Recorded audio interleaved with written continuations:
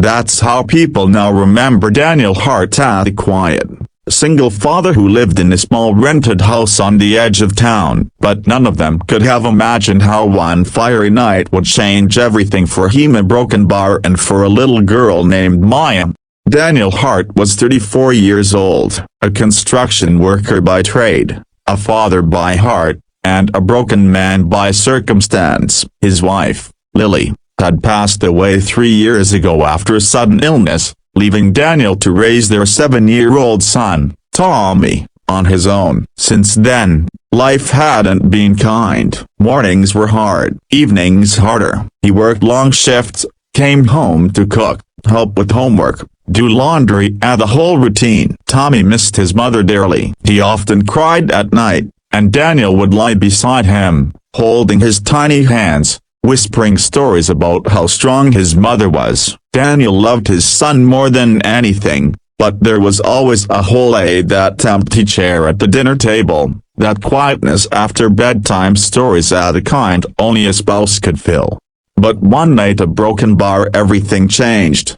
It was a bitterly cold January evening. Daniel had just picked Tommy up from his friend's house and was driving home when he saw smoke rising in the distance. At first, he thought it was from someone burning trash, until he saw flames licking through the second floor of a small wooden house at the end of Pine Street. People were screaming. A woman was shouting, my daughter's still inside." Without thinking, Daniel slammed the brakes. "Stay in the car, buddy," he told Tommy, already pulling off his coat. "Dad?" "No," Tommy yelled, but it was too late. Daniel was running straight into the chaos. Neighbors were spraying hoses from a distance, but the fire had already spread. The woman, frantic and crying, grabbed Daniel's arm. "She's upstairs, please. She's only 5. Daniel didn't ask for details. He charged inside. The smoke was thick, the heat suffocating. Each step upstairs felt like walking through an oven. He could barely see. He shouted out, "Hello, is anyone there?" And then he heard it, a tiny cough, a whimper. He followed the sound to a closet at the end of the hall. Inside, huddled and crying, was a little girl with tear-streaked cheeks and a teddy bear clutched to her chest. "It's okay," Daniel gasped, lifting her into his arms. "I've got you."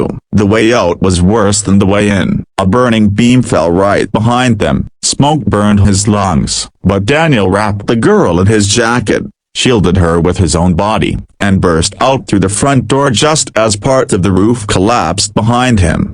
Cheers erupted. The mother screamed and ran toward her daughter, sobbing. Daniel collapsed onto the grass, coughing, eyes watering but alive.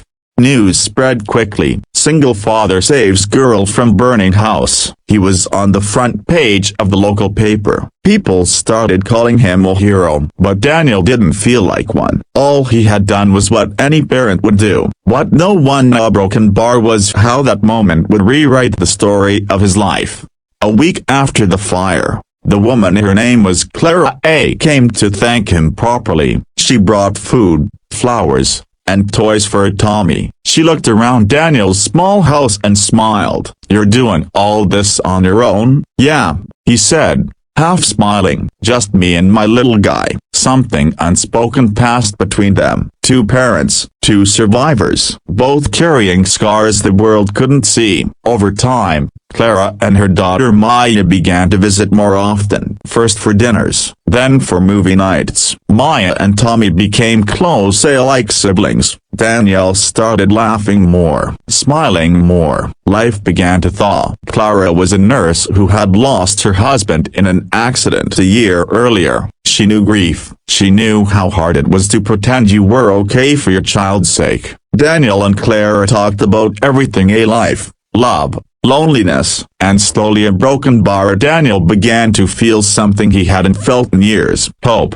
But not all was smooth. Tommy, one night, asked, "Are you going to love Maya more than me now?" Daniel knelt down and hugged his son tightly. "No one will ever take your place, buddy, but sometimes a broken bar, love can grow, not replace, grow." Tommy didn't say anything at first. Then he asked, Can Maya be my sister one day? Daniel's heart swelled. Maybe, he whispered, if that's something we all want. 2 years passed. Daniel and Clara built something really out of ashes, out of tears, out of shared courage. They married in a small backyard ceremony, surrounded by friends who had once been strangers. Tommy and Maya walked down the aisle together, holding hands like best friends, their giggles echoing through the air. They weren't just two families anymore, they were one. Today, Daniel volunteers as a firefighter on weekends. He tells his story to schools, reminding kids and adults alike, sometimes we think we're broken, that we've lost everything, but in saving others a broken bar we often find the pieces we didn't know we still had. He still remembers the fire, the fear, the heat, the little girl in the closet, and he remembers what came after Ray, something even more incredible, a second chance, a new family, and La Vie, a broken bar born from bravery. You never know how far a single act of courage can ripple. Sometimes, in the moment you think you're saving someone else, a broken bar life is actually saving you. Let me know if you'd like a version of this story in Urdu, or if you need a thumbnail idea, prompts for iArt, or YouTube tags.